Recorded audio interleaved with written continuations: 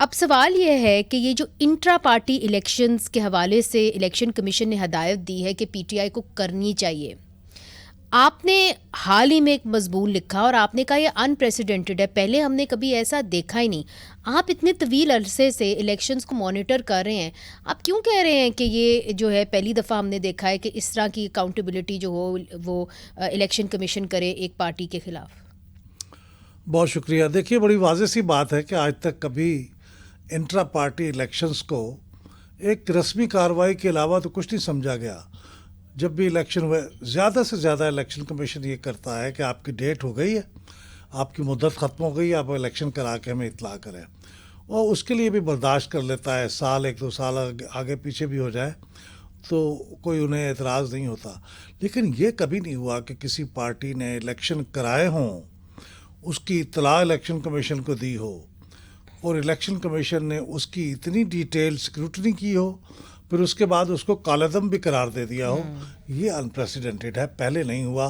ना तो पहले कभी मेरे ख्याल में इलेक्शन कमीशन की ये कैपेसिटी होती थी, ना उन्होंने कभी ये किया है। और ये बड़ा सबके लिए एक पैगाम होना चाहिए कि ये जो कुछ हुआ है वो किसी और पार्टी के साथ भी हो सकता है। अगर अच्छा। उन्होंने भी इसका रूल्स का और लॉज का जो पहले चुपके से वो उसके बच निकलते थे, अब उसका एहतराम ना किया तो उनके साथ भी हो सकता है।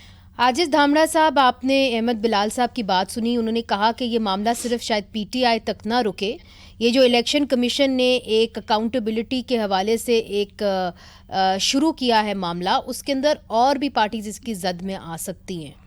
तो आप क्या देख रहे हैं? पाकिस्तान के अंदर तो बड़ी साजिशें होती हैं जमहूरियत के खिलाफ, आपकी पार्टी ने तो बहुत कुछ देखा है।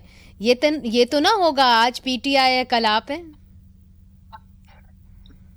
बिस्मिल्लाह रहमान रहीम। देखें मुनीदा, ये एक कंडीशन तो है अपनी जगह पे कि पॉलिटिकल पार्टीज को जो है वो रजिस्टर करवाना पड़ता है। फिर इंट्रा पार्टी की एक कंडीशन है कि तमाम पॉलिटिकल पार्टीज को इंट्रा पार्टी इलेक्शन भी करवाने होते हैं और वो फिर रिपोर्ट जो है वो सबमिट करानी पड़ती है इलेक्शन कमीशन ऑफ पाकिस्तान के पास। अब जाहिर है कि फिर उस इदारे का काम ये शुरू हो जाता है कि वो मुतमिन होते हैं या नहीं होते हैं। बहरहाल मेरे ख्याल में ये पॉलिटिकल पार्टीज का इंट्रा पार्टी जो इलेक्शन का एक जो कंडीशन है इलेक्शन कमीशन की, उसको उस रूल्स को फॉलो करना चाहिए, तमाम जो रूल्स है इलेक्शन कमीशन के।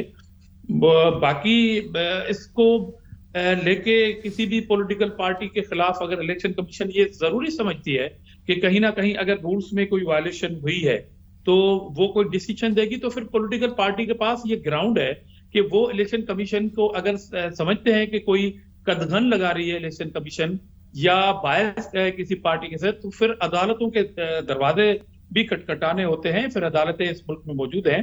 अगर हमारी पार्टी के साथ खुदा ना खास्ता ऐसा कोई मसला हुआ तो जाहिर है फिर हम अदालत में जाएंगे। इस मुल्क में किसी न किसी डिसीजन को चेंज करने के लिए अदालतें तो मौजूद हैं। ठीक।